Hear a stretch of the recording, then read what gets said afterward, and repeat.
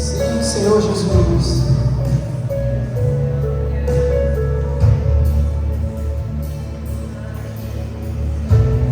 Tu sabes o que pensamos.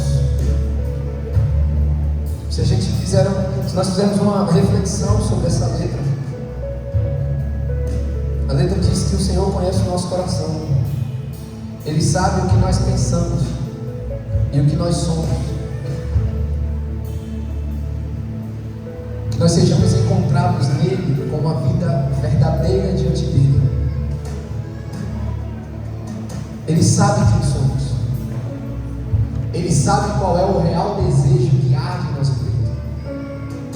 Será que esse desejo que arde em nosso peito é o desejo por ele, por contemplá-lo, por estar sempre diante dele? Não estou aqui pregando uma vida isolada de todo o mundo natural. Não, não é isso. Mas onde estivermos, com tudo que fizermos, precisamos pensar no nosso Senhor. Não devemos perder oportunidades. Precisamos anunciar nessa verdade, nessa palavra, aonde estivermos. Ele precisa ser divulgado pelos seus. Ele precisa ser anunciado pelos seus. Outras vidas precisam contemplar o nosso Senhor. Outras vidas precisam ver em nós o que arde no nosso coração, que faz com que a gente se derrame tanto diante dele assim. Talvez você já tenha tido a oportunidade algum dia na sua vida, em algum momento, alguém fazer uma pergunta: o que será que arde no coração do Milton que é tão entregue ao Senhor? O que arde no coração da Amanda que ela é tão entregue ao Senhor assim? O que gera tanto prazer na vida da irmã Cida? O que é isso? O que é isso? Eu creio, irmãos, que quando essas perguntas elas começam a ser feitas, talvez nós estejamos demonstrando a verdadeira devoção pelo Senhor. Porque quando nós expressamos isso, essa devoção ao Senhor, as vidas elas se perguntam o que nos atrai, o que a gente vê, em vez de simplesmente dizer: nossa, Cida é demais, João é demais, olha que homem de Deus, olha como ela fala bem. Não, irmãos, não desejamos por isso. Nossa oração precisa para ser que vidas venham se perguntar o que eles veem que eu não consigo ver, o que eles estão vendo que eu não consigo ver. Assim como foi conosco no momento da nossa conversão. Eu creio que muitos aqui já se fizeram essa pergunta: cara, o que essa galera está vendo que eu ainda não estou vendo, que eu desejo ver, o que eu não consigo sentir? Isso precisa ser testemunhado pela sua igreja. Isso precisa ser testemunhado pela igreja do Senhor, para que o mundo faça uma autoanálise dos seus próprios caminhos e reconheça que o único caminho é o nosso Senhor. Amém? Para que possam contemplar a beleza da glória de Deus. Aleluia. Poder assentar, igreja.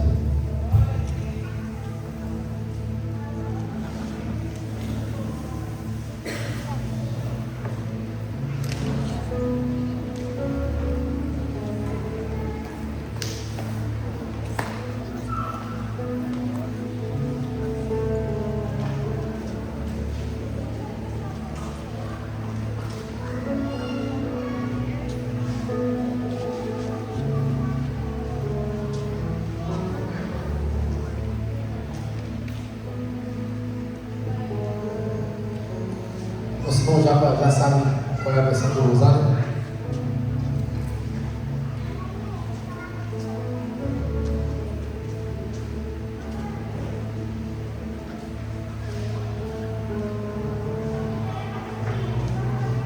Aleluia, Senhor. Tu és maravilhoso.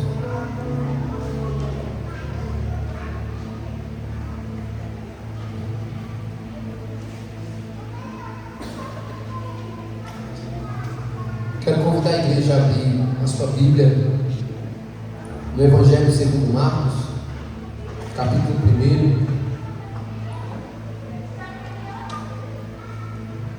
versículo 14.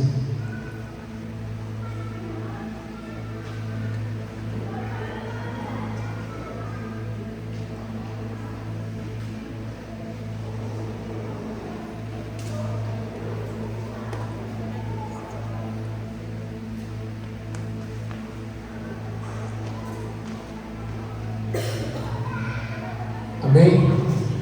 Marcos capítulo 1, versículo 14. Diz assim: todos encontraram, amém? Depois de João ter sido preso, Jesus foi para a Galileia pregando o Evangelho de Deus. Ele dizia: o tempo está próximo e o reino de Deus está próximo. Arrependam-se e creiam no Evangelho. Ore comigo, meus irmãos. Eu peço para que você abençoe a minha vida mesmo, porque tudo que nós vamos ouvir aqui hoje, nós vamos aprender juntos e seremos todos ministrados por essa palavra, amém? Inclusive e principalmente Raik. Principalmente Raik. Então, toda vez que, se caso eu usar vocês, ou a igreja, pense que eu também estou incluído nisso, amém? Pense que eu estou incluído nisso. Por favor, não se esqueça de mim. Antes da gente orar, deixa eu tomar um pouquinho de água aqui, porque a minha garganta hoje, vocês viram que eu dei uma desafinada muito boa.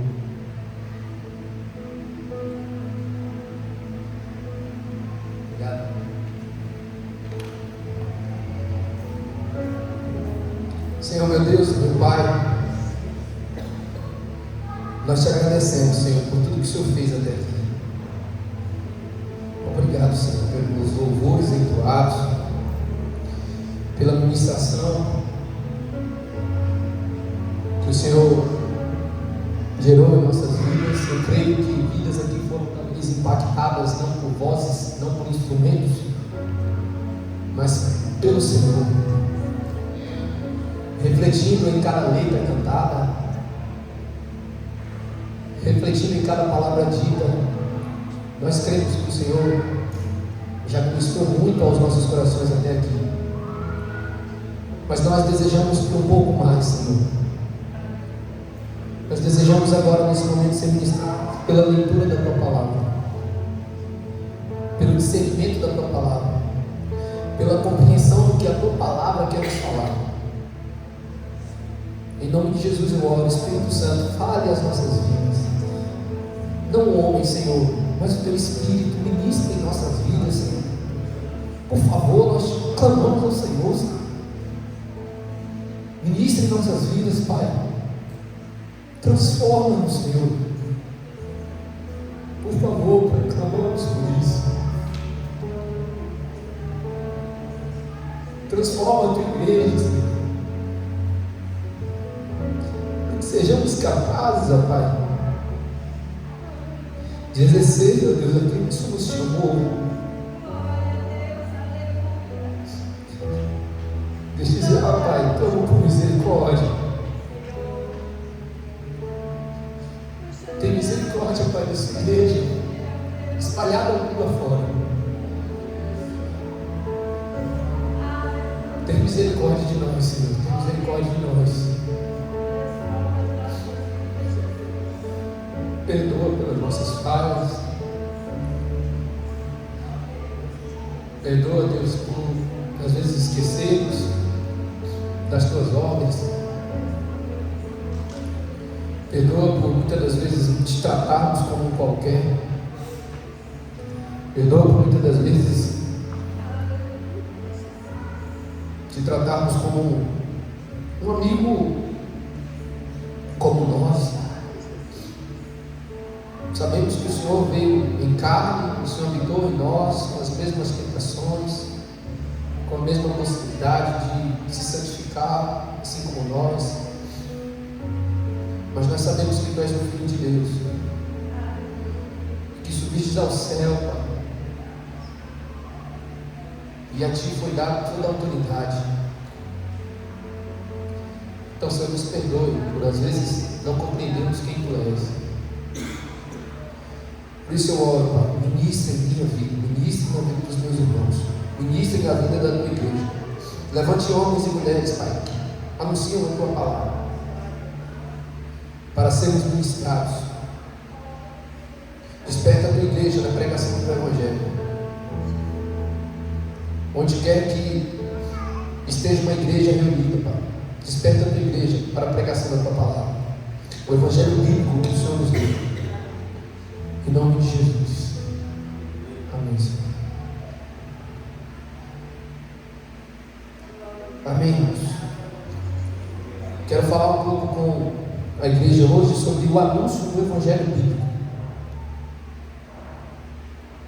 Por que o Evangelho bíblico?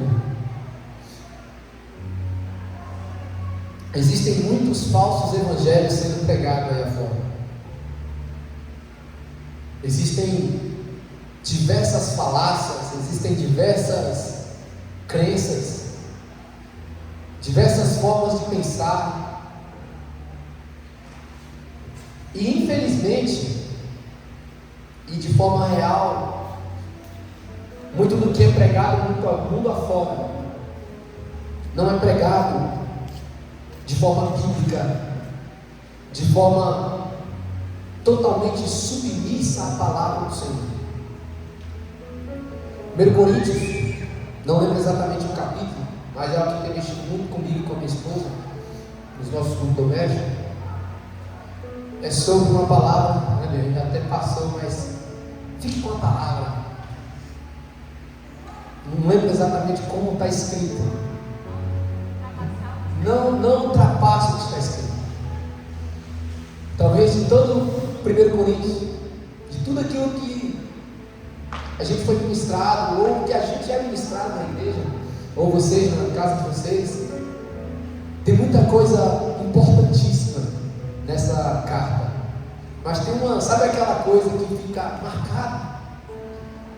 É isso que ficou marcado nas nossas vidas. Não ultrapasse o que está escrito, nem um pouquinho. Ande de acordo com o que está escrito.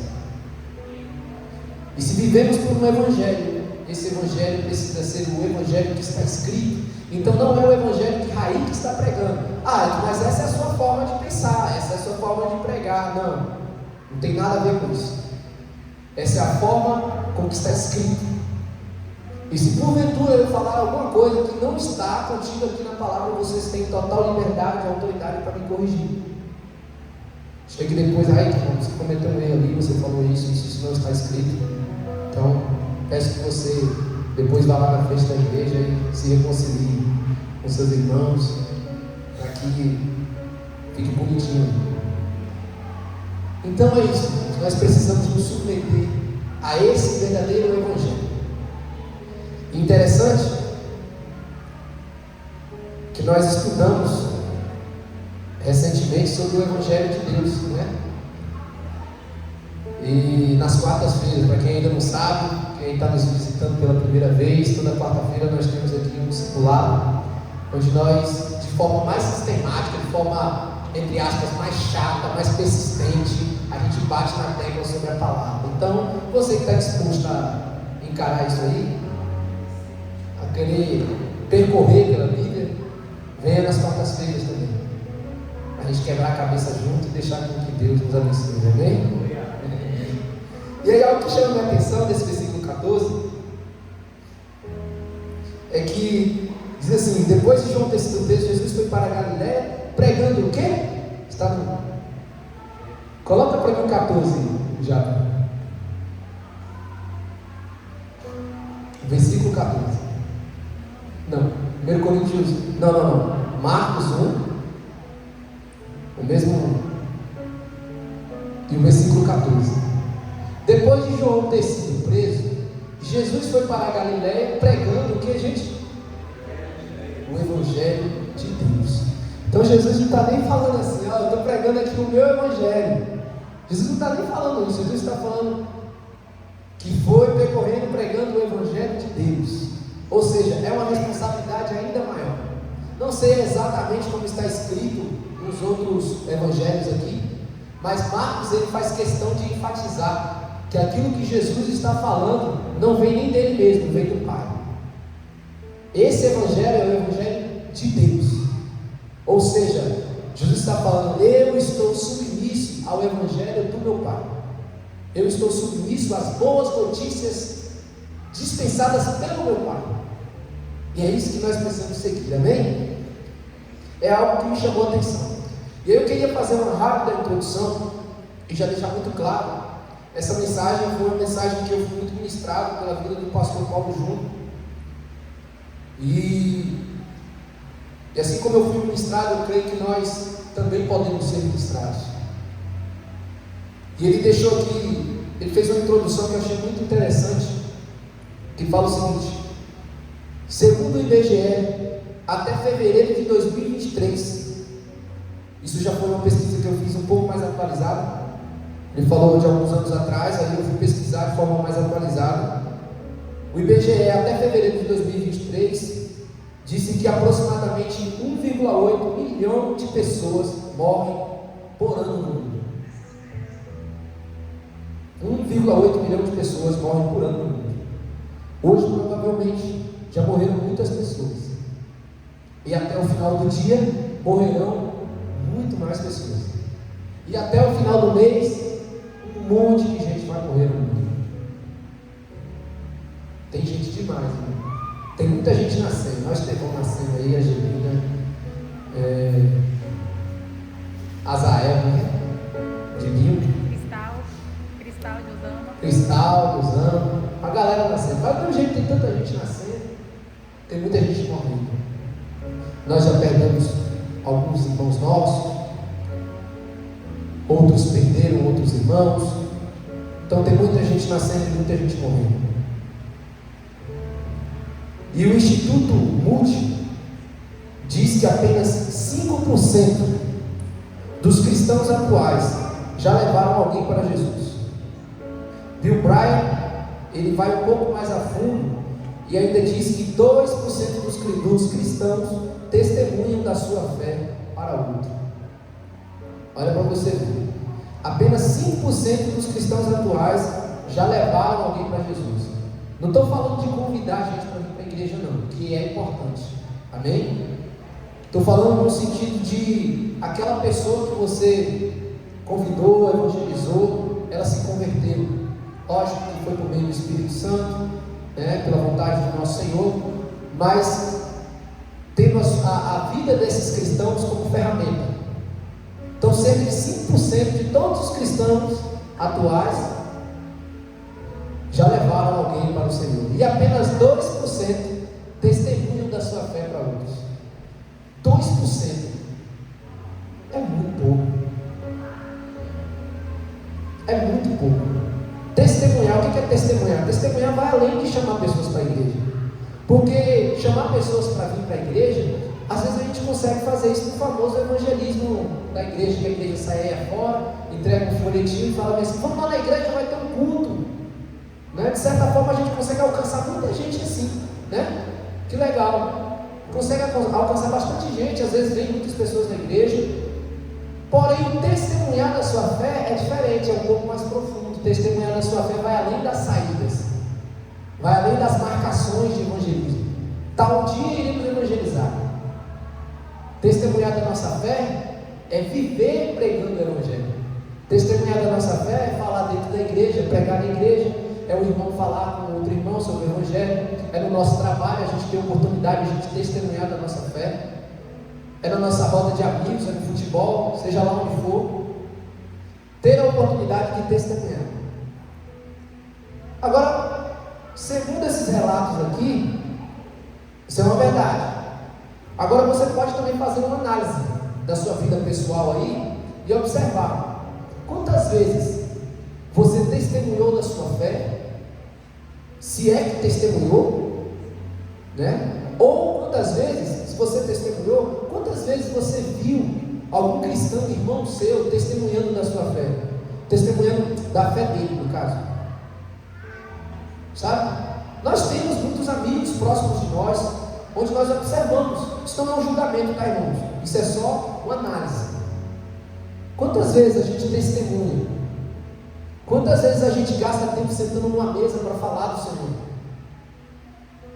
Quantas vezes a gente se reúne numa mesa e fala sobre tudo, faz tudo, come carne, seja lá, mas testemunhar do Senhor é muito bom. São poucas as vezes que você vai entrar, principalmente nos dias atuais, dentro de uma igreja, de uma casa de cristãos, onde a centralidade do assunto de uma conversa na mesa é o Senhor. Infelizmente. E quando é testemunhado, muitas das vezes o testemunho são coisas muito rasas. E eu não falo raso no sentido de, eu não entendi mais a palavra do que outro. Não, mas eu digo sobre o testemunho que gerou transformação na vida. Não sobre apenas os bens que o Senhor te deu, sobre os livramentos, mas testemunhar a palavra, ser ministrado uns pelos outros. Sabe aquele momento, irmãos, que você conversou com o seu amigo e você chegou a chorar?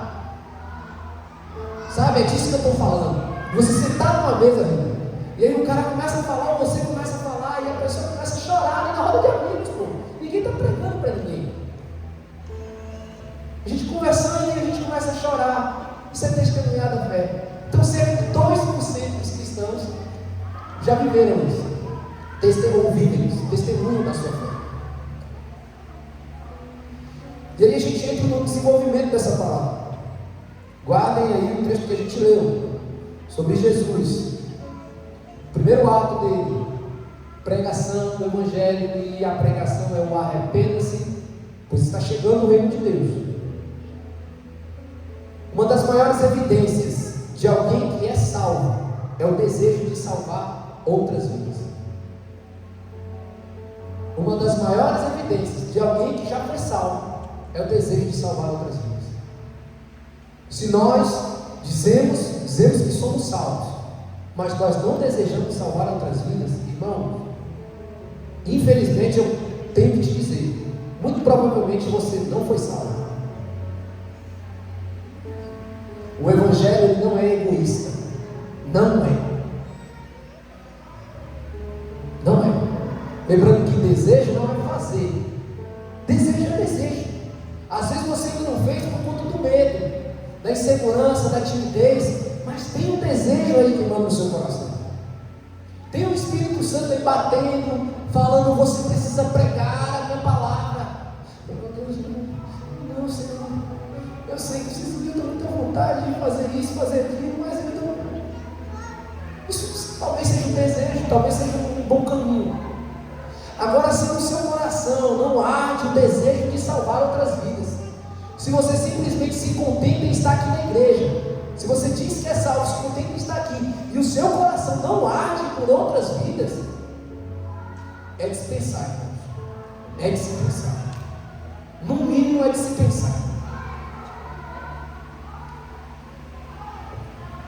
Só se pode anunciar o Evangelho para alguém, aquele que um dia experimentou de tão grande salvação. Não tem como pregar o Evangelho do Senhor sem experimentar dele. Não tem como. Eu estou falando de pregar o Evangelho. Pregar o Evangelho, verdadeiramente. Não tem como sem experimentar de tão grande salvação. E aí Paulo Júnior diz o seguinte: ele crê que aquele que nunca demonstrou ou não demonstra o menor interesse por salvar outros, nunca experimentou dessa salvação, né? Repetindo aqui. E aí nós temos alguns exemplos bíblicos, e aí eu quero te convidar a gente passear um pouquinho pela Bíblia. Abra aí a sua Bíblia aí em Lucas não, em João capítulo 4.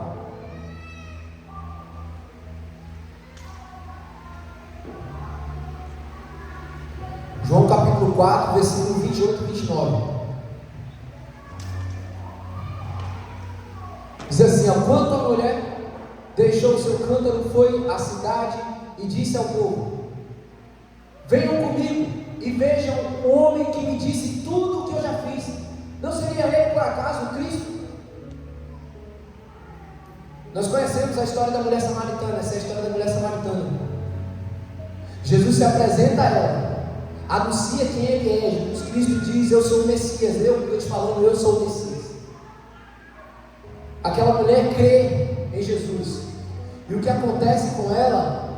Ela sai desesperadamente para anunciar que ela viu Cristo, que ela se encontrou com o Messias. E o que mais ardia no coração dessa mulher naquele momento era de anunciar para os outros, os seus amigos, os seus familiares, todos aqueles que cercavam ela, de que ela viu Cristo, de que ela se encontrou com Cristo, de que ela bebeu da água da vida, de que Jesus convidou para beber da água que ela nunca mais teria sede. E essa mulher, ela sai pulando de alegria, anunciando para outros o que aconteceu com ela. Comece a fazer uma análise aí do que está acontecendo e o que a gente já falou anteriormente. Essa mulher encontrou com Cristo. Por ela ter se encontrado com Cristo, a consequência disso é desejo para que outras pessoas o encontrem. Mas não é um desejo simples, é um desejo meio que desesperado. Sabe quando você gosta de alguma coisa? Eu mesmo sou assim, eu sou exagerado para pena. Quando eu gosto de um negócio, eu falo, meus amigos me conhecem. Velho, na moral, você tem que experimentar um hambúrguer de João. Tem um tal macarrão aí que esse cara faz, que é uma coisa de outro planeta. De outro planeta. Aqui eu sou exagerado mesmo. Quando eu gosto de um negócio, velho, na moral, que negócio bom, cara. Eu lembro que algumas vezes a gente reuniu, né, já teve vezes que eu já perdi as contas de quantas vezes no mesmo dia eu falei do macarrão de João. Mas na moral, aquele macarrão é bom demais, tá? Aquele macarrão é bom demais, aquele macarrão é bom demais. Entende o que eu estou falando? É um desespero para falar para outro aquilo que faz bem para você, aquilo que você ama, aquilo que você gosta. E como a mulher samaritana não foi diferente. Ela se encontrou com Jesus, aquele que todos estavam esperando. E no momento em que ela se encontra com Jesus, que ela alcança dessa água que ele oferece para ela, ela sai desesperada, exagerada, para anunciar isso para as pessoas. E é para isso que o Senhor Jesus nos chama, para sermos assim, no bom sentido, desesperados para pregar essa palavra, e de forma responsável, é claro, mas anunciar com muita vontade. Eu preciso falar a palavra do Senhor. Não é ficar tirando para todo lado, gente. Não é ficar tirando para todo lado, mas é ganhar oportunidades. É aproveitar as oportunidades que o Senhor está te dando. Regis, tem uma brechinha aqui, ó. Meu Deus, é agora. Estou ligado. Homem, Regis, palavra. Milton, deu uma brechinha. Filho do irmão Milton, deu uma brechinha. Tome palavra. Pana, tome palavra. O Senhor ele vai dar oportunidades, irmãos, porque o Espírito Santo ele anseia por salvar, ele anseia por perdoar o pecador, ele anseia por dar vida eterna. Ele está oferecendo isso a todo instante na palavra. Então, quando pintar a oportunidade, meu irmão, se você é alguém que já experimentou a salvação, não hesite em compartilhar essa palavra. Esparre ela mesmo. Oportunidades, como a mulher samaritana desfrutou. Lucas capítulo 8, versículo 38 e 39.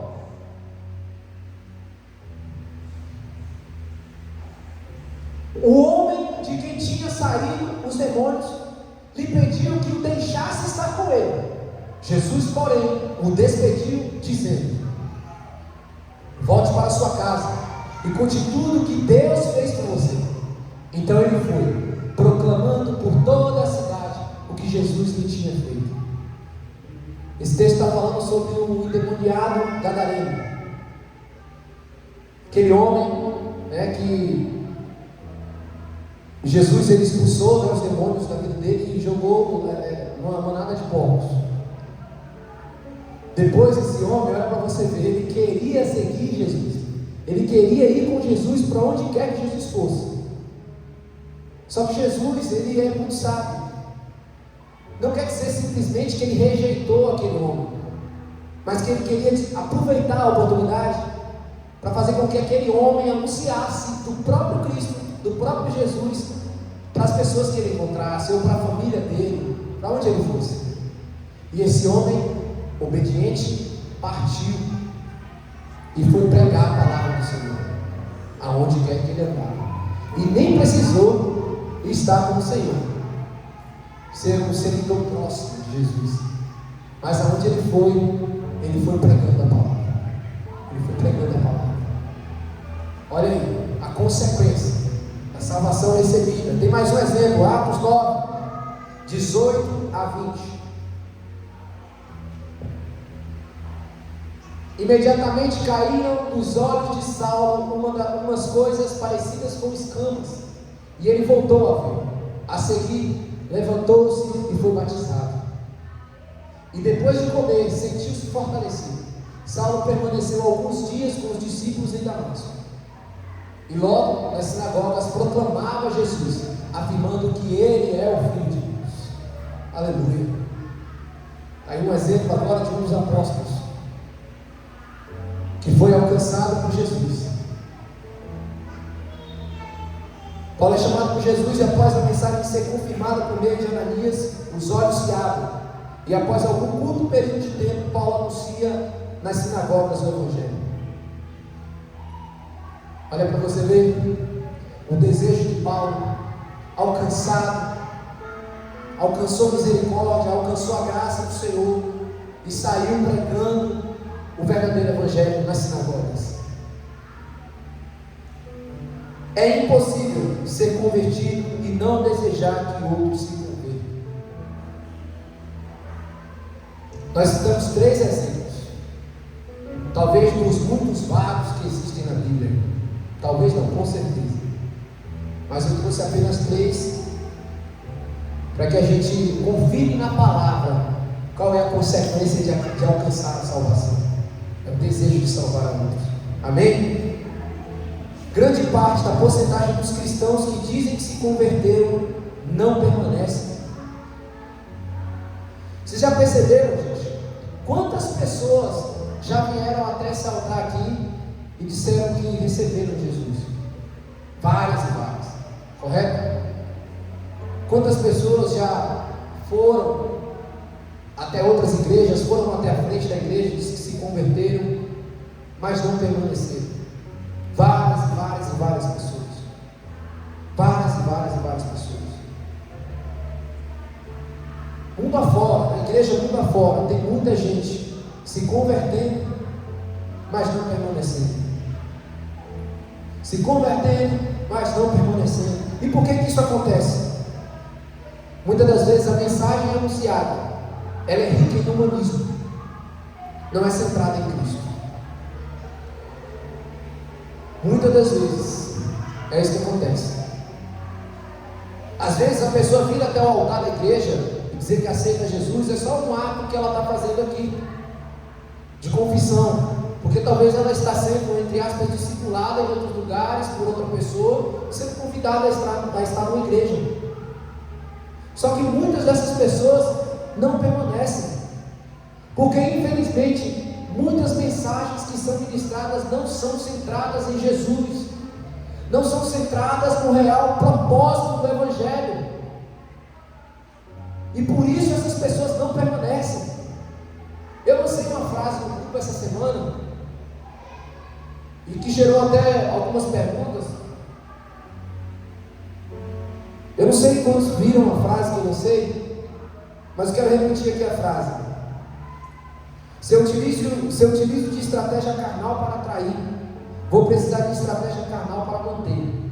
Quantos aqui viram essa mensagem classificados?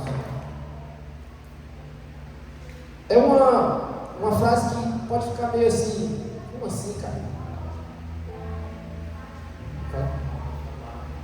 Assim, fica no ar, né? Fica no ar. Então eu quero aproveitar a oportunidade para falar um pouco sobre essa frase também. Eu creio que ela se encaixa na palavra que a gente está compartilhando aqui. Jesus nunca nos chamou para compartilharmos de estratégias humanas para atrair pessoas a Ele. Nunca, nunca. Isso não está escrito em nenhuma parte da palavra. Nenhuma parte. Em lugar nenhum você vai ver Jesus usando estratégias que não venham do Senhor. Estratégias que atraiam a pessoa para a comunidade, não por causa de Cristo, mas por causa do que Ele tem a oferecer. Isso são estratégias carnais. Estratégias que fazem com que você pense apenas no lado humano, para que a pessoa venha até a igreja. Jesus não nos chamou para isso. Jesus não nos chamou para que a gente atraia a pessoa dessa forma. E aí eu coloquei embaixo uma reflexão que eu fiz dessa frase. Nós precisamos deixar com que o Espírito Santo atraia as pessoas. E nós somos as ferramentas para que essas pessoas ouçam o verdadeiro Evangelho e sejam atraídas à congregação. Consequentemente, atraídas a Ele. Não cabe a mim. Eu posso ser o cara mais sábio de todos. Eu posso ser o maior teólogo que já pisou nessa terra. Você pode ser o maior teólogo ou a maior teóloga que já pisou nessa terra. Mas se as palavras anunciadas por você não vêm por meio do Espírito Santo, não servirá. Não servirá. Se as suas palavras na sua pregação do Evangelho não se submete ao que nós vemos em 1 Coríntios,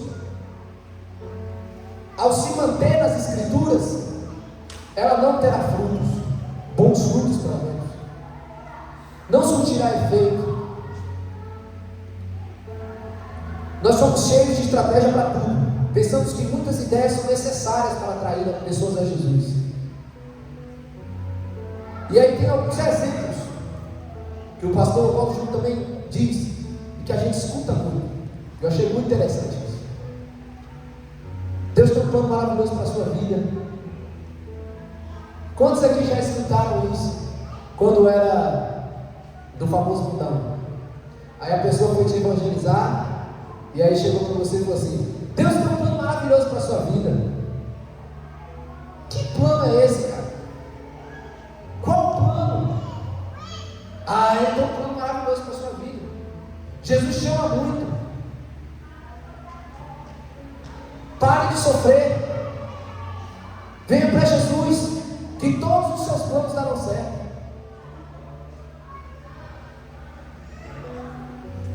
Venha para Jesus e Ele concederá o desejo do seu coração. Se você parar para pensar, muito do que a gente está dizendo aqui é pontual, mas é vazio, é raso e não atrai. Percebe que muita gente no casamento sofre porque simplesmente se iludiu por um eu te amo.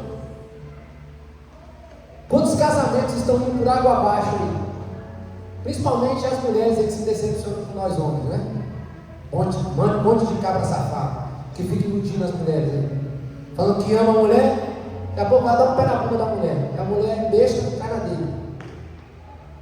Porque simplesmente se iludiu pela beleza. Olha que cara bonito. Nossa, ele é muito lindo. Ele falou que me ama. Eu vou entregar para ele. Até porque, mano, se a gente for olhar, a proposta de promoção humana feita por adoração foi feita por Satanás. Se prostrar e adorar, isso vai acontecer. Meu Deus, é forte, gente. Quem não conseguiu ouvir aí a proposta, porque João? Promoção, a proposta por promoção. Se você me adorar, você vai ter isso, você vai ter aquilo. Ela foi feita pelo diabo. Quando ele tenta Jesus no deserto, todo mundo conhece. Não conhece essa parte? Pois é. E Jesus, vocês sabem o que Jesus faz nessa vida, né? Ele está falando com o próprio diabo. Muito bom, João. Obrigado. Ele repreende. Não é para isso. Jesus se submete à palavra. Somente o que está escrito. Só, mais nada. Nada mais interessa. E aí esse Deus tem um plano maravilhoso na sua vida. Que plano é esse, irmão? Que Que plano é esse que nunca chega? Que plano é esse que nunca é explicado? Que plano é esse, irmãos? Me entendam, igreja, me entendam. Não é errado você dizer que Deus tem um plano. Não é errado, mas que plano é esse? Esse plano é só para a minha vida pessoal, ele tem que abranger a igreja do Senhor também. Que plano é esse, cara? Que ele promete. Jesus te ama. Por que Jesus me ama? O que ele fez por mim? As pessoas nem sabem o que Jesus fez. O máximo que as pessoas sabem é que Jesus morreu numa cruz porque viu no filme, mas não sabem me explicar o porquê que isso aconteceu. Então como que eu posso dizer para a pessoa que Jesus ama ela e como que ela vai entender que Jesus ama ela? Num passe de mágicas? Se fosse por um passe de mágicas, não existiria a gente. Jesus não contava com a gente. Ele mesmo faria isso: ó, eu te amo, vem para mim e acabou. Não precisa da igreja para nada não. Nós precisamos mostrar que amor é esse. A igreja do Senhor, eu e você, nós precisamos mostrar que amor é esse. Por que Jesus me ama? Por quê? Pare de sofrer.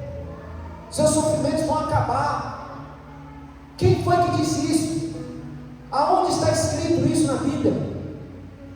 Muito pelo contrário, se a gente olhar a história da igreja, a gente vai ver que os apóstolos, a vida dele após o encontro com o Senhor passa a ser mais de sofrimento do que de paz. Só que a paz existe, irmãos. Só que a paz não é a paz que o mundo prega. A paz é mesmo estando em sofrimento, eles encontram paz, porque eles estão com o Senhor. E aí talvez eu já tenha falado isso em algum momento. Isso é o que faz Estevão, não meu filho, Estevão bíblico. Isso é o que faz Estevão ver os céus abertos no momento do seu apedrejamento, encontrar prazer na sua morte. A galera está lascando o pé do menino Estevão está sangrando lá, sentindo dor, mas Estevão daqueles que vejam os céus abertos. Meu Deus, irmãos, isso é forte. Essa é a verdadeira paz, não é a paz que o mundo proclama, não. A paz que a Bíblia proclama está com ele, mesmo diante dos sofrimentos. No mundo tereis aflição, tende bom ânimo, eu venci o mundo. A palavra mais dita, talvez, da história da igreja. Os famosos jargões, que a gente ama jargão. Pensa numa galera que ama jargão. É a igreja contemporânea, a igreja atual. Pensa numa galera que ama jargão, mas não vive o jargão. Infelizmente é assim. No mundo tereis aflições, mas as aflições que falam é o casamento que está tenso, é o patrão que está perseguindo o trabalho, é uma coisa que não está dando certo, um negócio dentro de casa. Irmãos, isso é muito pouco, é sofrimento, mas isso é muito pouco em relação ao que a Bíblia se refere como sofrimento. Sofrimento é ser perseguido por conta da palavra de Deus. Perseguição é sofrer martírio por causa da palavra de Deus. Perseguição é morrer por Cristo. Sofrimento é isso. Isso é muito pouco. Nós temos que dobrar os nossos joelhos, principalmente eu, principalmente a minha vida, que amo reclamar de muitas coisas. Tem que bater o joelho no chão e falar: Deus, se essa perseguição não está chegando para nós, obrigado se for sua misericórdia. Mas se não está chegando para nós por conta da nossa vida que está distante do Senhor, tem misericórdia de mim, Deus. Por que eu não estou sendo perseguido ainda, Senhor? É porque o Senhor está tendo misericórdia do Brasil? Eu lembro que o João Marcos uma vez falou um negócio muito interessante sobre perseguição, né, João?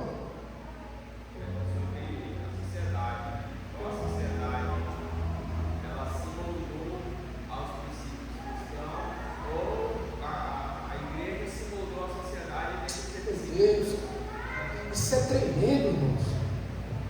Se a gente não é perseguido, ou a igreja ela influencia demais a população, a sociedade, ao ponto da sociedade não perseguir a igreja e ter temor pelo Senhor, ainda que nem todos sejam convertidos, mas temem ao Senhor, respeitam os cristãos, ou o outro lado é um lado bem negativo. Ou a gente está tão longe de Deus que nada acontece no nosso meio, nem perseguidos somos, porque a gente não faz nem cosca na galera. Isso é forte, irmãos.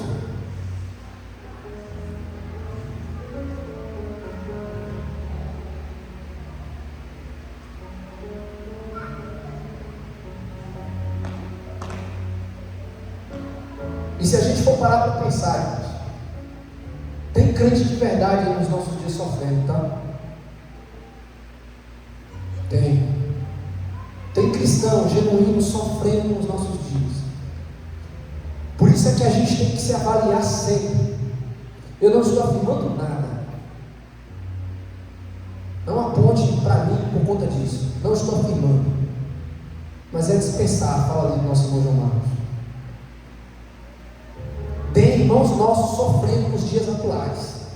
Tem irmãos nossos morrendo como morriam os apóstolos no passado, como morriam as igrejas, os irmãos da igreja no passado. Tem gente morrendo hoje no mundo assim, por conta do Evangelho.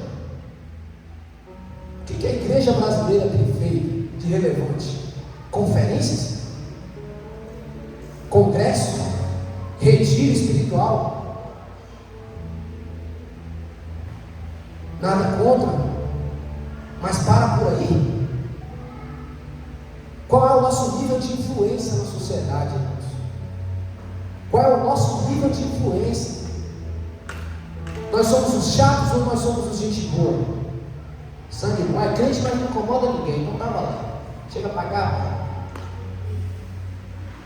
O negócio tem que ser assim. Pode ser crente, mas não incomoda não. Fica você com sua fé e a gente aqui tomando nossa cervejinha, tá de boa. A gente se respeita.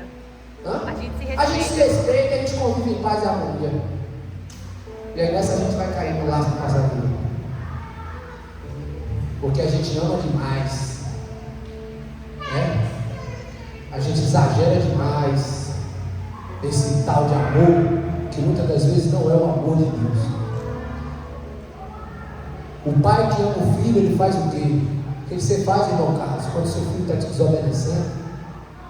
Você corrige ele, corrige. Se necessário for, às vezes até dá umas tacadinhas.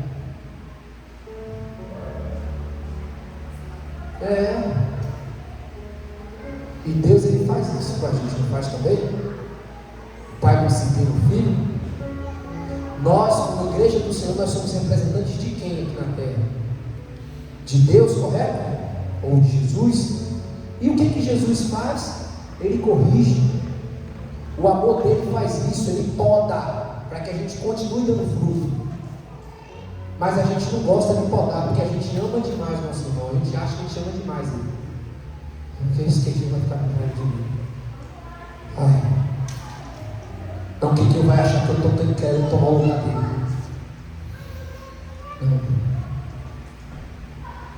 Não. Isso é amor. Toda vez que alguém chegar para você biblicamente e te corrigir, receba, porque isso é amor. E se submeta às escrituras, não brigue com as escrituras. Você não está brigando com o seu irmão, você está brigando com a palavra. Nós precisamos nos atentar para essas coisas, irmãos. Será que agora conseguimos entender por que temos igrejas cheias de pessoas vazias? Agora conseguimos entender o porquê de termos igrejas cheias de estratégias para tudo, fazendo de tudo, se desgastando ao extremo para manter o povo vazio de si mesmo? Tem muita igreja lotada, super lotada, mas converse com algum membro dessa igreja. Não estou falando que todos os membros da igreja, apesar de ser uma ordem para a gente, nós precisamos buscá-lo. Nós precisamos buscar por sabedoria espiritual, por conhecer as escrituras, por conhecer o Senhor. Mas vai conversar, isso não é todos, mas boa parte, vai conversar, senta na mesa com alguém dessas igrejas superlotadas. Você vai ver o nível de conhecimento da palavra. Eu não estou falando de conhecimento vazio de teologia, irmãos. Eu estou falando de conhecimento do Senhor, de compreender o propósito eterno, de compreender qual é o sentido da nossa vocação que a gente orou de sexta-feira. Para que a gente foi chamado? E aí a gente vai observar. Faça essa análise. Você vai ver o quanto existem igrejas cheias de mentes vazias. E aí sabe qual é a consequência disso? O desgaste. Porque no momento em que você mais precisar, essas pessoas te abandonarão. Essas pessoas não conseguirão te socorrer. Porque são pessoas vazias, não são irmãos. Não são irmãos. São bodes, são ímpios, são pessoas que não são cristãs, mas são tidas como cristãs porque fazem parte de um grupo. Tem muita igreja cheia de descrente. Tem muita igreja cheia de pessoas que ainda não se converteram. Talvez alguns de nós somos alguns desses. É duro falar sobre isso. Mas lembra do que a gente disse lá no começo? Lá no começo. Será que a nossa vida ela anseia por outras vidas? Será que a nossa vida ela anseia pelo conhecimento do Senhor? Se não, irmão, possivelmente nós somos mais um desses. E não estou dizendo isso para expulsar as pessoas da igreja, não. É para que pregue a palavra verdadeira para essas vidas, para que elas assim se convertam verdadeiramente ao Senhor. É disso que nós precisamos, irmãos, da pregação verdadeira da palavra, de uma igreja sadia, madura, que se tiver que ser superlotada, que seja porque o Senhor acrescentou, que seja porque o Espírito Santo trouxe e derramou um grande avivamento específico naquela localidade. Ela se encheu, mas ela se encheu de Deus, ela não se encheu de coisas vazias, de coisas seculares, de coisas desnecessárias. Se tiver que ser pouco, irmão, louve a Deus por isso. Se tiver que ser só alguns, que sejam alguns que compreendem o poder da palavra. Não se iluda com cadeiras vazias, irmão. Não denomine uma igreja como um fracasso por cadeiras vazias. Observe os frutos. Observe aquilo que é anunciado. Observe aquilo que você está recebendo como pregação na sua vida. Muitos se fecharão. Jesus Cristo, Ele pregou o verdadeiro Evangelho de Deus, e muitos não o seguiram. Muitos estavam com Ele, mas estavam sem Ele até. Jesus, quem somos nós, irmãos? Por que eu estou preocupado com, mas a nossa igreja está vazia. Mas a igreja de fulano está cheia. Está repreendida em nome de Jesus. Em nome de Jesus, nós precisamos nos contentar com o que Deus tem derramado para nós, com o que Deus tem dispensado para as nossas vidas. Quem foi que disse que o Monte Sião todinha vai se encontrar com o Senhor no dia da sua volta? Quem foi que disse que a igreja Assembleia de Deus, a igreja Batista, seja lá a igreja qual for, quem foi que disse que toda a igreja, todas as pessoas que estão contidas, não vou nem falar igreja, a todas as pessoas que estão contidas naquele templo, naquele galpão, se encontrarão com o Senhor no dia da sua volta? Muito pelo contrário, talvez poucos se encontrarão. Talvez algumas comunidades conseguirão ter todos os seus membros com o Senhor. Talvez, mas isso não é o geral. Isso não é o geral. O avivamento do Senhor, ele será derramado para todos aqueles que o buscam. Certo dia a gente estava falando numa pizzaria aí. O avivamento ele não vai ser um papum, eu não creio nisso. Não é papum, não. Entendeu? Não é mesmo. Não é. O avivamento acontecerá. Esteja você, eu acho que a Bíblia já falou disso de hoje. Esteja você inserido nele ou não, ele acontecerá. Agora não espere que toda a igreja do Senhor, ou que se diz igreja do Senhor, estará participando disso. A Santa Igreja vai estar participando, mas talvez não seja na quantidade que você espera, de pessoas, mas ela vai ser empoderada. Empoderada. Aqueles que estão inseridos no corpo de Cristo verdadeiramente serão empoderados.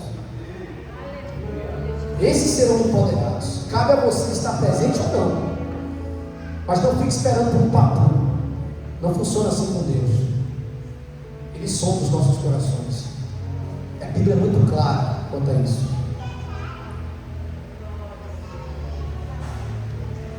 Ouse parar as programações bombásticas.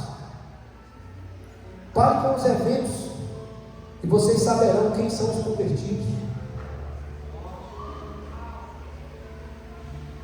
Ouça, mais uma vez, bato na tecla, gente. Não estou falando contra eventos, não estou falando contra conferências, não. Mas ouse interromper e você verá quem são os convertidos. Ouse não ter nenhum tipo de atração dentro da igreja. Tal dia receberemos um pregador fulano de tal, vindo de não sei aonde, homem de Deus, o xereguedé acontece.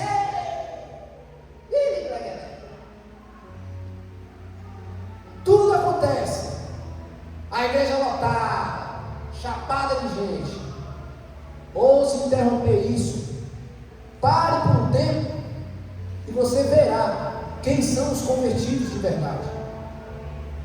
Tem irmãos aqui, meu irmão, que não sei o que acontece, que parece que quando tem alguma movimentação, uma conferência, você vê irmãos que você não via há 3 anos, mas que no dia do evento está aqui. Veio por causa de Deus, irmão? Veio nada, cara. Veio não. Veio por conta do ídolo dele ou dela. É por isso. Quem ama o Senhor está aqui todos os dias. Quem ama o Senhor está aqui em todos os momentos. Todos os dias que eu falo é um excesso aí, né, de linguagem, quem entende português. Um excesso de linguagem, falar no meu jeito. Isso. Então você não vai vir um dia, ou 2, ou 3, mas você está frequentemente, você é um membro ativo da casa. Então é isso, irmãos. Ouse parar e você saberá quem são de verdade.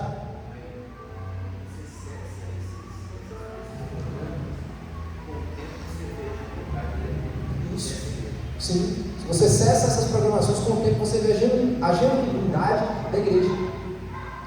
Amém. É isso, irmãos.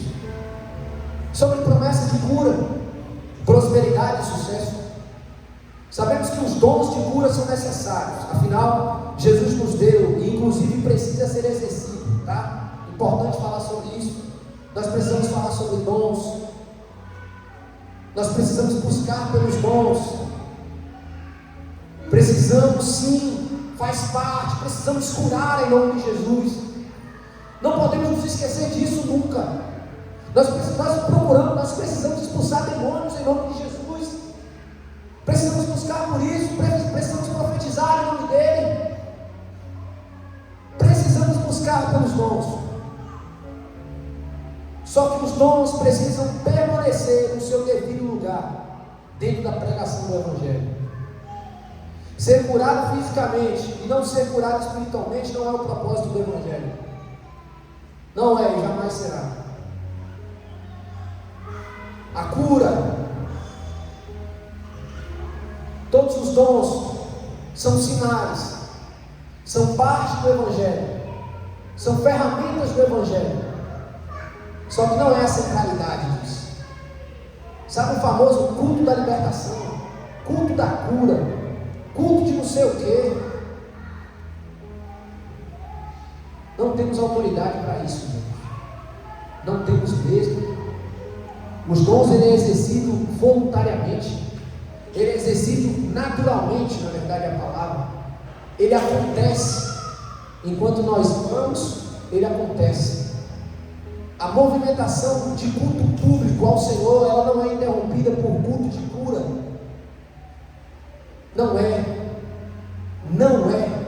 Não existe isso na palavra. A cura, os dons, eles são exercidos naturalmente, de acordo com o necessário, de acordo com o momento, Se necessário for no culto ter alguém que precisa ser curado, essa pessoa vai ser curada no nome de Jesus. Mas nós não interrompemos a mensagem do Evangelho. Este altar é o lugar da pregação do Evangelho. É o lugar onde as pessoas precisam encontrar o Senhor e não apenas a cura para a sua enfermidade. Por isso o culto ele não pode ser denominado o culto da libertação, o culto da cura. O culto ele é para o Senhor. O Senhor precisa bradar a sua igreja. Ele precisa anunciar da mensagem de arrependimento. É assim a caminhada, irmãos. Avalie, olha as escrituras. Enquanto Jesus caminhava, ele curava. Mas o que Jesus estava fazendo? Qual foi a primeira palavra que a gente leu em Marcos capítulo 1, versículo 14? Depois de João ter sido preso, Jesus foi para a Galileia pregando o Evangelho de Deus. Ele dizia: o tempo está cumprido e o reino de Deus está próximo. Arrependam-se e creiam no Evangelho. Essa é a mensagem central de Jesus. E se ele está batendo na tecla, meu irmão, é porque essa é a mensagem que ele quer que a gente pregue. E as curas acontecerão em nome de Jesus. Os demônios serão expulsos em nome de Jesus. As bênçãos nos seguirão. Se ele quiser, ele vai dar a sua casa, ele vai dar o seu carro. Se ele quiser te tornar milionário, ele vai te tornar milionário. Mas se ele não quiser, ele não vai. O que ele deseja é que você se arrependa dos seus maus caminhos e volte para ele. É isso que Deus quer, irmãos. É isso que Jesus quer, é isso que ele veio fazer. Até quando a gente não vai entender isso? Até quando a gente vai bater na mesma tecla e não compreender a simplicidade da palavra? De o que Jesus veio fazer foi pregar o arrependimento. O que João Batista fez ao ponto de ser preso e ter a sua cabeça decepada foi pregar o arrependimento, mesmo antes de Jesus. João Batista já estava pregando: arrependam-se, e ele virá e os batizará com o Espírito Santo. Mas arrependam-se. Essa é a mensagem central do Evangelho, nada além disso. Não ultrapassemos o que está escrito. Se submeta a isso. A Bíblia vai falar das consequências que chegam para aqueles que ousam ultrapassar o que está escrito. E a consequência não é nada boa, irmãos. Mesmo que a sua intenção seja boa, seja porque você diz que ama o seu irmão, não ultrapasse o que está escrito. Então, se a gente tiver que ficar de cara fechada, se alguém tiver que ficar de cara fechada, para a gente que fique, irmãos. Quantas vezes os filhos fecham a cara para os seus pais porque os pais corrigiram? Tem filhos que ficam uma semana sem falar com o pai, porque o pai corrigiu e o pai está preocupado com isso, não está preocupado. Você quer ficar de cara feia, meu filho? Fique, você está errado. E no momento certo você vai se arrepender. E eu vou estar aqui de braços abertos para te receber e te abraçar, meu filho. É isso que um pai de verdade faz com o seu filho. E se você não faz, você não é um pai verdadeiro. Você é um falso pai, que não cuida do seu filho, que não corrige o seu filho, que entrega essa responsabilidade para outras pessoas, para a professora da escola, para a professora da salinha da igreja. Com Jesus não é assim, com Deus Pai não é assim. Ele corrige aqueles que o amam, que Ele ama. É isso que Deus faz. Então, irmãos, está na hora, irmãos. Está na hora. Já chegou a hora há muito tempo, há muitos anos atrás. Gerações se passaram. Jesus Cristo anunciou: o tempo está cumprido, o reino de Deus está próximo. Já chega, irmãos. Chega, está na hora da gente aceitar as caras feias, irmãos. Está na hora, igreja. Está na hora. Está na hora da gente viver segundo a palavra. Então, irmão, se você quiser fechar sua cara para mim hoje aqui, porque eu estou pregando isso, feche sua cara. Eu ainda te amo. Eu ainda te amo.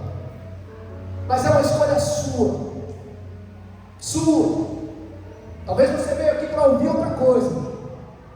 Talvez nós não desejamos ser confrontados, mas é isso que a Bíblia faz o tempo todo. Nos confronta. Eu quero saber qual é o momento que você pega na sua palavra, na sua Bíblia, lá na sua casa, você se sente confrontado pelo Senhor, porque você é imperfeito, você é pecador. Você precisa ser limpo. E todos os dias, se você é sincero com o Senhor, você é confrontado por Ele. Paulo vai falar: por isso eu esmurro a minha carne, eu esmurro o meu corpo.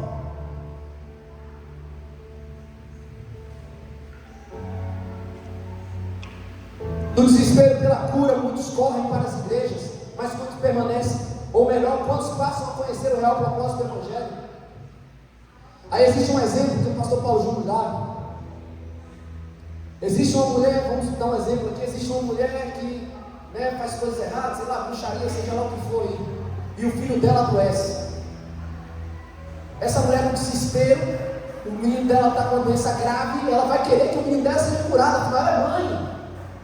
Mesmo sendo ela, seja lá o que ela for, ela é mãe, ela vai querer que seu filho seja curado.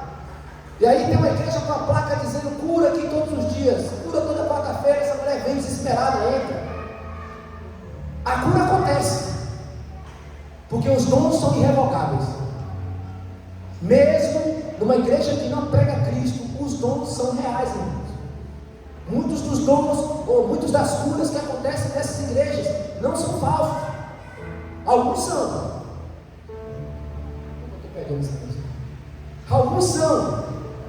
Outros são reais, porque os dons são irrevogáveis. Irrevogáveis. Deus cura. Deus opera pela sua misericórdia. Aquilo que Ele deu, Ele não tira. Os dons não. Os dons não. E aí, irmãos, essa mulher vem, é curada, o filho dela é curado, e ela permanece na igreja por um período de tempo. Você sabe o que vai acontecer? Ela vai sair fora com 2 meses, 3 meses, porque ela não encontrou ali naquele lugar o que ela precisava encontrar: Jesus. Ela encontrou a cura física, mas não encontrou a cura espiritual. E aí de nada adianta.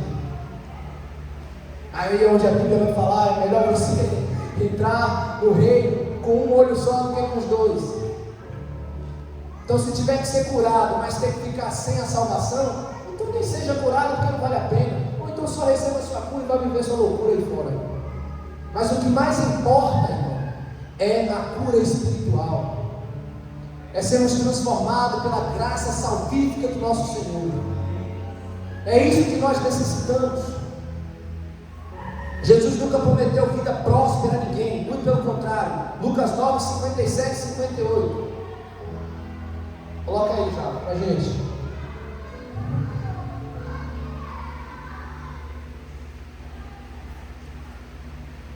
E aí, faça novamente a análise do que a gente tem pregado, do que a gente tem prometido para as pessoas, e sendo frustrados, porque a gente não consegue cumprir. Olha o que está escrito aí. Enquanto seguiam pelo caminho, alguém disse a Jesus: vou seguir para onde quer que o Senhor for. Mas Jesus lhes respondeu: as raposas têm suas tocas e as aves do céu têm os seus ninhos, mas o filho do homem não tem onde reclinar a cabeça. Você consegue entender isso, irmãos? Jesus está por tem alguém querendo seguir. Qual é a palavra de Jesus? Você quer me seguir mesmo, cara? Tem certeza? Eu não tenho nem onde dormir direito. Eu vou, não significa, gente, que Jesus vai ficar dormindo na rua todo dia, não. Porque às vezes, a gente acha que é isso. Não, não é isso. Ele vive pela provisão do Pai. Então, se o Pai quiser prover uma cama quentinha, maravilhosa, aquela bichona bem grandona, a King, para Jesus naquele momento, Ele vai prover. É Ele, mas no dia que Ele não quiser prover, Ele não vai prover. Ele não promete essas coisas. E o não tem onde reclinar a cabeça é isso, cara. Não espere por nada. Eu não tenho nada de promessa terrena, material para te oferecer, não. Eu estou saindo da missão. A minha meta é essa. E os seus discípulos estão com ele seguindo a mesma coisa, sem uma certeza onde vai dormir. Mas o Senhor proverá. O Senhor proverá. E muitos missionários mundo afora estão vivendo dessa forma também. O Senhor proverá. O Senhor proverá. Você tem uma casa, seja de aluguel, ou seja sua casa própria, louve ao Senhor. Se você não tem, louve ao Senhor. Se estamos passando por dificuldades financeiras, louve ao Senhor. Se temos muito, louve ao Senhor. O que mais importa é que você esteja inserido no corpo de Cristo e viver no verdadeiro Evangelho. A nossa função ao pregarmos o Evangelho não é de prometer nada material. Nossa função ao pregarmos o Evangelho é anunciar o Cristo crucificado, ressuscitado, elevado aos céus e que está prestes a retornar para o seu governo eterno. Essa é a nossa responsabilidade como seus, como pertencentes do corpo de Cristo. Foi para isso que Ele nos chamou. E como levar esse pecador ao arrependimento, velho? Como pregar esse evangelho bíblico? 3 pontos. Paulo Júlio cita. O pecado precisa saber. O pecador precisa saber o que é pecado. Esse é o primeiro ponto para que alguém seja levado ao arrependimento. O pecador precisa saber o que é pecado. Como que uma pessoa se converte sem saber o que é pecado? Como? Ah, não, eu fiz algo de errado.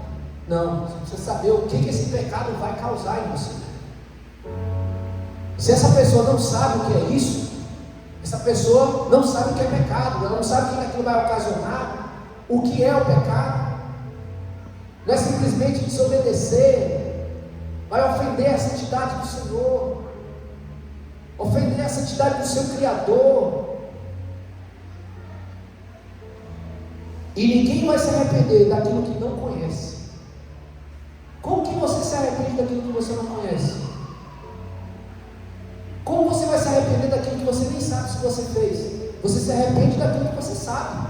Fiz algo de errado para a Pâmela, mas até bati no papo mais uma vez e sobre isso. Eu me arrependo do que eu sei que eu fiz com a Pâmela. Eu me arrependo do que eu sei que eu fiz passado. Mas se eu não fiz nada com você, eu não sei o que eu fiz, como que eu posso me arrepender, sabe? Aí a gente vai entrar, sabe no que, irmãos? Naquela conversa fiada, que muitas vezes existe. Oi, moçada, eu não sei se eu fiz alguma coisa com você aí, mas se eu fiz, me perdoe. Toma vergonha na cara, rapaz, você sabe o que você fez, ou então você não fez. A gente tem que parar de viver essa falsa humildade pregada ali, gente. Esse exagero dessa humildade mentirosa, que diz que você tem que ficar pedindo perdão para as pessoas por algo que você nem fez. Se você fez, dê nome ao seu erro, ao seu irmão, e você será perdoado por ela e por Deus. O problema é que muitas das vezes a gente fez, só que a gente não assume, e por isso a gente não vai lá pedir perdão. E a gente fica com aquela mágoa por dentro. A gente sabe o que fez, mas a gente não vai lá pedir perdão, não. Quem sabe o que a gente fez? Agora, no momento que a gente não fez nada, aí a gente quer pagar de santo, quer ser o santarrão. Ô João Marcos, não sei o que eu fiz, me perdoe, irmão. Se fizer uma coisa com você, me perdoa. Só para dizer que pede perdão para as pessoas. Para com isso, irmão. Seu erro tem nome. Se você fez, você vai se arrepender diante dele. Se você não fez, fique em paz. O Senhor ministrará no coração dessas vidas. Fique em paz, irmãos. Fique em paz. Para de viver uma humildade exagerada. Deus não quer isso de nós, não. Deus quer uma humildade sincera, verdadeira, que se arrepende dos seus atos, não do que você não fez. E aí, trazendo para a nossa realidade do pecado, diante de Deus, a gente sabe o que faz. Se é o Espírito Santo, ele vai testificar no seu coração, irmão. Milton, você fez isso, isso e aquilo. Arrependa-se. E Milton vai saber o que ele fez. Ele vai se arrepender ou não, mas ele sabe. Se o Senhor não está ministrando essa palavra para ele, talvez o Milton esteja em paz com ele mesmo. Como nós vemos na palavra o tempo todo, os apóstolos falam: estou em paz, estou limpo, estou tranquilo. Mas no momento que erra, me perdoe. Segundo ponto, saber que pratica esses pecados. Então, primeiro, o pecador precisa saber o que é pecado. Segundo ponto, saber que pratica esses pecados, que a gente já de certa forma acabou falando. E o terceiro ponto é o arrependimento. Então são 3 coisas. Eu preciso saber o que é erro, o que é errar. Segundo ponto, eu preciso saber que eu pratico esse erro. E o terceiro ponto é se arrepender. Então o Espírito Santo ele vem, ministra, E aí, se nós somos os representantes do Senhor aqui, nós precisamos fazer isso. Nós precisamos apresentar o pecado à humanidade. Como assim? A gente não tem que apresentar as boas novas? A má notícia vem antes da boa notícia. A má notícia ela vem primeiro, para que você saiba o que você fez e se arrependa. E aí você recebe a boa notícia. E aí vem o arrependimento. Se o pecado não tem consciência do próprio, se o pecador não tem consciência do próprio pecado, ele não vai se arrepender. Romanos 7:7. Vamos lá. E a gente vai entender agora biblicamente por que eu estou falando isso. Romanos 7:7. Que diremos então? Que a lei é pecado? De modo nenhum. Mas eu não teria conhecido o pecado, a não ser por meio da lei. Porque eu não teria conhecido a cobiça, se a lei não tivesse dito, não cobiça. Continua por 8. Mas o pecado, aproveitando a ocasião dada pelo mandamento, despertou em mim todo tipo de cobiça, porque sem lei o pecado está morto. É sobre isso, irmãos. A lei ela vem para expor os seus erros, os seus pecados. Essa é a função da lei.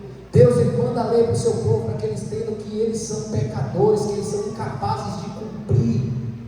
Deus traz a lei para que eles tenham consciência dos seus atos. Você está errado, você está errando nisso, isso, naquilo. Então a lei ela escancara os nossos defeitos, ela escancara os nossos erros, e por isso é que nós temos do que nos arrepender, por causa da lei do nosso Senhor. Precisamos expor a lei ao pecador. A lei de Deus é como um espelho que expõe todos os seus defeitos ao se arrumar. A lei expõe os nossos pecados. Sabe quando você vai diante do espelho? Principalmente a galera que gosta de ficar o tempo todo corrigindo os mínimos detalhes da sua roupa, do seu cabelo, da sua maquiagem, sei lá, da sua sobrancelha. Você não olha ali, às vezes tem um fio de cabelo que te incomoda, não tem? Aí tem horas mesmo que eu estou lá pintando meu cabelo, aí tem um fio, um toco velho aqui por cima aqui, ó. Passa a escova, parece que esse bicho não abaixa, não. Igual o episódio do Pica-Pau que tem que o Zé Urubu sobe no tum, aí ele vem com o martelo, bate, aí o negócio sobe de novo. Às vezes acontece, não acontece? Um negócio você fica incomodado com aquele cabelo que não volta para posição. Você volta a arrancar o couro da cabeça, mas não volta. Mas você fica ali até que ele volte. Tem gente que até desiste do rolê, desiste de ir para a igreja, por causa desse fio de cabelo chato. É ou não é? A lei é isso, irmãos. Ela expõe os mínimos detalhes. A lei é o espelho do cristão. Ela expõe os mínimos detalhes. Os mínimos dos mínimos dos mínimos. Pode ter certeza, você está transgredindo ela, ela vai te expor. Ela vai botar você de cara e falar assim, ó, isso aqui está feio. Isso aqui está horrível. Tira essa roupa. Bota outra. Está horrível. Essa lei deu para entender, irmãos? O motivo de ser esse espelho? Romanos 3,19.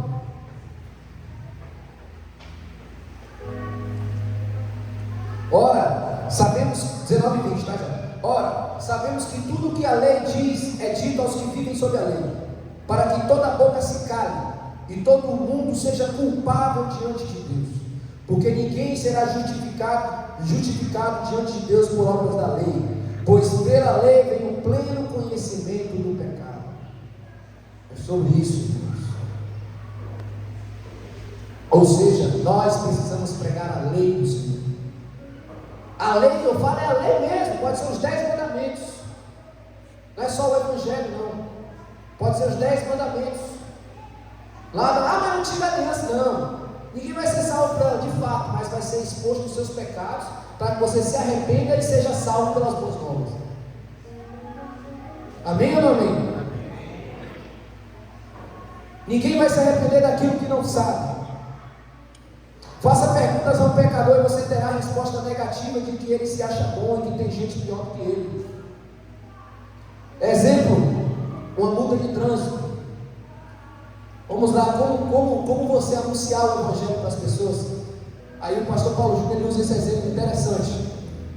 Você chega na porta de uma pessoa, bate lá e fala assim: ô cara, eu paguei uma multa aqui que você está devendo de 24 mil reais.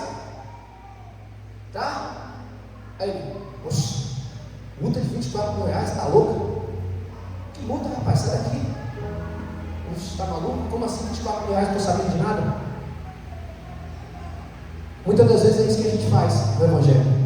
A gente fala assim, ei cara, Deus tem um plano maravilhoso para a sua vida, Jesus te ama, Deus abençoe. Aí o cara fica assim, como assim? Valeu. Vida que segue, nada mudou. Está todo mundo em paz, humanamente falando. Mas qual é a verdadeira pregação do Evangelho? Toque, a pessoa vem e você fala assim, ó, cara, é o seguinte, tal dia você passou por aquele, vou usar a nossa região, você passou pelos radares ali de Veracruz, você passou pelo radar de Pindorama, de Veracruz e o da Faculdade do Sul, lá perto de Anápolis, em alta velocidade. Tem um tempinho já isso aí, só que você não percebeu, você estava muito cansado, correndo demais, e aí gerou essa multa aqui para você. Ixi, cara, verdade, você acabou de me lembrar disso, nem lembrava. Realmente, passei rápido demais, esqueci dessa multa que ela ia era para mim, mas que bom que você me lembrou. Mas calma, amigo. Aí o outro diz, calma, tem um presente para você. Alguém que te ama muito veio aqui e pagou essa multa para você. Pagou, você não deve nada. Você não deve nada. Qual vai ser a reação daquele cara? Sério, velho? 24 mil reais? Poxa, glória a Deus! Que bom! Até glória rola. Não é isso? Imagina aí alguém pagar uma dívida que você tem de 20 mil, sem nem te conhecer direito. Pois é. Foi isso que Deus fez por nós ao enviar o seu Filho. Nós temos uma dívida impagável. Esses 20 mil pode ser um exemplo de uma dívida muito alta, que talvez chegando de certa forma, certo dia inesperado, você não vai conseguir pagar. Mas o amor do nosso Deus, Ele é tão soberano, tão maravilhoso, que Ele enviou seu Filho em prol de toda a humanidade, para pagar essa dívida impagável, que você não pode pagar. Ele perdoou o seu pecado, que seria a multa do trânsito. Ele pagou isso por meio de Jesus Cristo na cruz do Calvário. Você não teria condições de pagar a sua dívida com Deus, que é o seu pecado. Ele te condenaria, você seria condenado e seria lançado no inferno. Mas Deus, com o seu grande amor, enviou o seu Filho e pagou essa dívida por você. Agora o que você precisa fazer? Se arrepender dos seus pecados, porque Ele está de braço aberto para te receber. Mas teve alguém que pagou essa dívida. Você recebe de graça, mas a dívida foi alta, não foi você que pagou. A multa de trânsito é os seus pecados, que vão ser escancarados diante dele. A boa notícia começa com a má notícia. Como pregar para alguém que se acha bom? Cite os mandamentos, Êxodo 20. Bota Êxodo 20 rapidinho aí já estou terminando, gente. Está todo mundo em paz aqui, pessoal? Amém? Êxodo 20. Será que o homem bom se identifica com alguma das infrações perante a lei? Uns falam assim, não cara, eu não tenho, eu sou um cara bom, mas tem gente pior do que eu aí fora. Eu ajudo as pessoas, eu não roubo ninguém, sou um cara de família, do bem. Ah é? Então por isso eu não preciso de Deus, não vou ser condenado. Eu vivo sossegado, minha vida é de boa. É? Tá bom, será mesmo? Então vamos para os 10 mandamentos? Vamos para a lei do Senhor, para ver se você é esse cara bom mesmo? Então Deus falou todas estas palavras. Eu sou o Senhor, o seu Deus, que tirei da terra do Egito, da casa da servidão. Não tem outros deuses diante de mim. Pausa. Será que a gente tem outros deuses diante de nós? Será que Deus é somente você se prostrar diante de uma imagem e adorar? Será que os seus ídolos podem demonstrar que você tem outros deuses além dele? Será que o Palmeiras não é um ídolo para você? Será que o Flamengão não é um ídolo para você? Será que o cantor negócio, meu.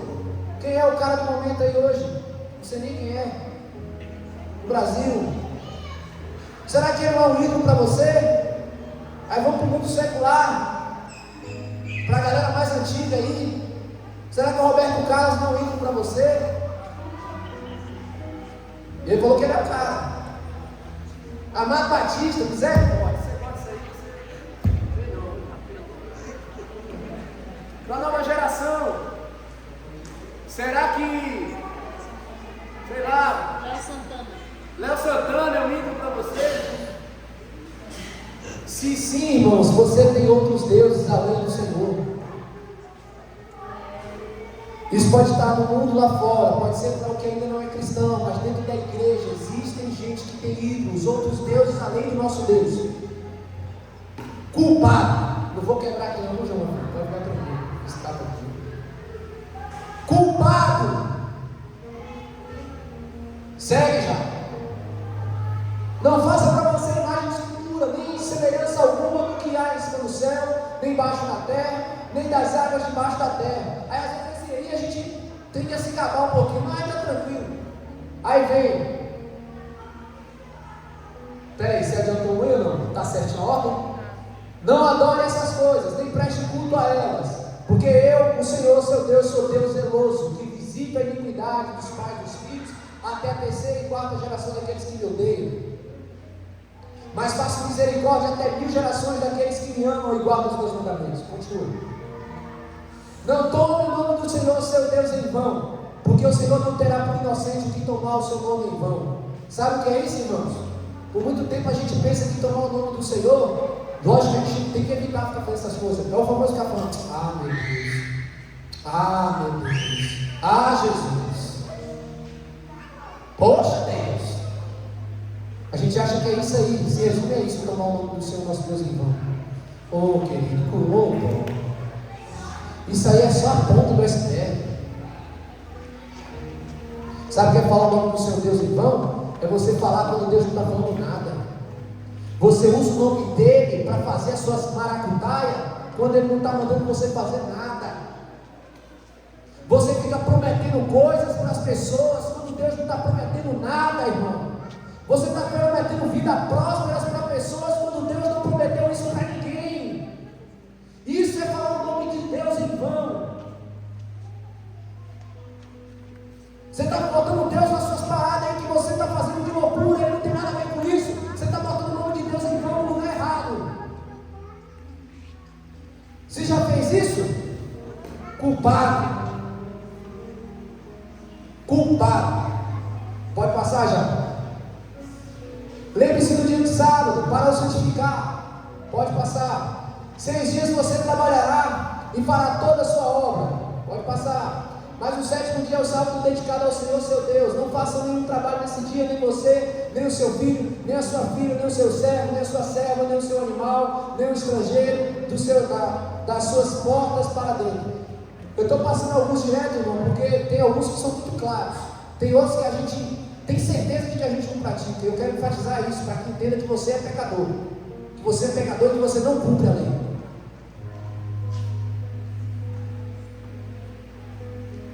Porque, pode passar já.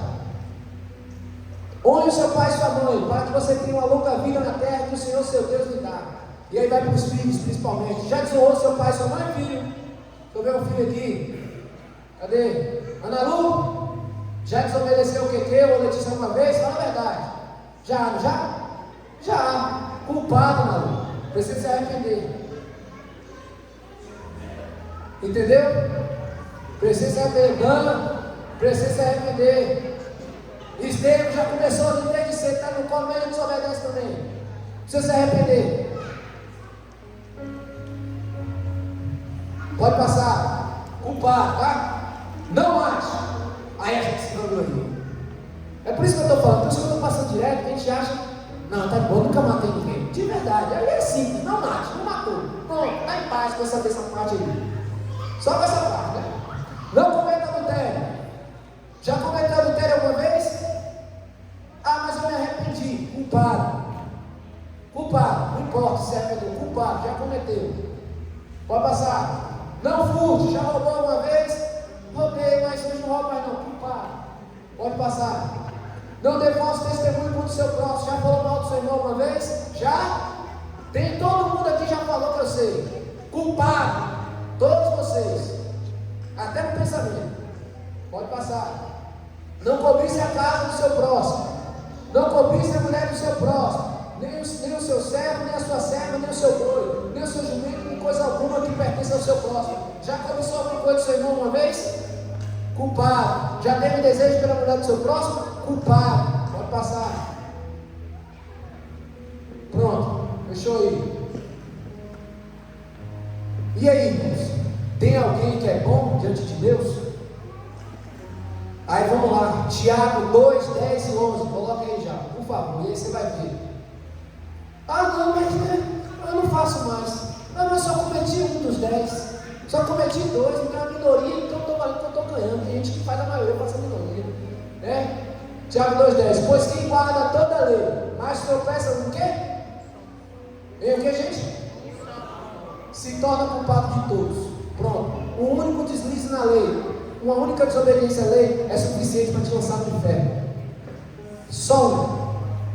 Então, você não é bom. Você não é bom. E aí a gente tem o jovem rico, lá em Marcos 10, 17. Não vou me aprofundar na história. Marcos 10, 17. E ele já chega assim para Jesus: bom mestre, o que posso fazer para herdar a vida eterna? Aí Jesus já olha assim. Já sabe, né? Qual é a intenção de chamar de bom. Geralmente quem chama as pessoas de bom é porque gosta de ser chamado de bom também. Geralmente quem gosta de ficar lisonjeando os outros demais é porque ama um elogiozinho. Geralmente, não é a maioria. Elogiar não, bajular. Trocar a palavra, elogiar é coisa válida. Você tem que elogiar seu irmãozinho, não. Entendeu? Quem ama bajular, ama ser bajulado. Bom mestre. E aí Jesus já quebra as pernas dele, porque ele sabe o coração do cara. Jesus é bom ou não é? Ele é Deus. Mas aí naquela hora, para quebrar as pernas do jovem rico, ele já fala assim: bom, por que você me chama de bom? Bom é Deus, só um. Jesus está falando bem assim, ó, cara, você não é bom. Não há ninguém bom na terra. Você é mau. Você é mau, Sara. Você é mau, Nai, Raik, AP, Bispa Ana. Só é bom o Pai, porque você transgride a lei, você comete pecados, então você não é bom. Ah, mas... E aí Jesus fala: você cumpre os mandamentos, você vive aí pelos mandamentos? Ah, tenho observado todos desde a minha mocidade. Tá bom, só te falta só uma coisa. Jesus já sabendo: você acha que você cumpre a lei? Você acha que você vive a lei? Tá, então sabe o que você faz? Você me seguir? Pega toda a sua riqueza, vende tudo, dê aos pobres, aí você vai me seguir. Aí ele faz o que? Ele se entristece, vira as costas e segue a vida decepcionado, porque ele sabia que o prazer dele estava na riqueza dele. E aí sabe qual é o mandamento que ele transgride? Ame o seu próximo como a ti mesmo, porque o amor dele estava no dinheiro. E aí Jesus não está falando assim para você, não está falando para ele: não, cara, todo mundo agora aqui que é rico tem que pegar seu dinheiro e dar aos pobres. Jesus estava sondando o coração do jovem rico. Ele está falando: você me ama mesmo? Então tá bom, se você me ama, se eu te pedir, não significa que ele vai pedir para todos. Mas Jesus naquele momento provou o jovem rico e falou: se eu te pedir, eu estou te pedindo, pega toda a sua riqueza, venda tudo, dê aos pobres. Se ele amasse Jesus, ou amasse o próximo como ele ama a ele mesmo, ele teria vendido tudo e dado sempre para Jesus. Mas sabe o que Jesus está querendo falar? Cara, para de falar bobinha. Reconheça que você é mau, que você não é bom, e que depende só da minha graça misericordiosa. Eu não vou ficar pedindo aqui para você pegar suas coisas e dar aos pobres, não. Eu estou provando o seu coração. Você não é bom. Você não ama o próximo como você ama você mesmo. Você não ama. E você não ama a Deus sobre todas as coisas, porque você fere a lei. O seu dinheiro, o seu prazer está no dinheiro, está na riqueza.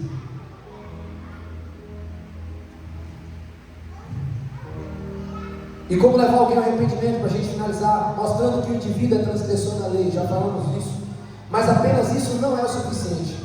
Olha o exemplo de João Batista. João Batista, ele batiza as pessoas para o quê? Arrependimento. Amém? João Batista prepara o caminho para o Senhor. E ele batiza para arrependimento, mas dizendo que depois dele virá quem é maior do que ele não é digno nem de amarrar as sandálias que ele calça, que batizará as pessoas com o Espírito Santo e com fogo. Então João Batista anuncia o arrependimento, ele já começa anunciando o arrependimento, mas Jesus é quem perdoa os pecados e nos batiza com o Espírito Santo.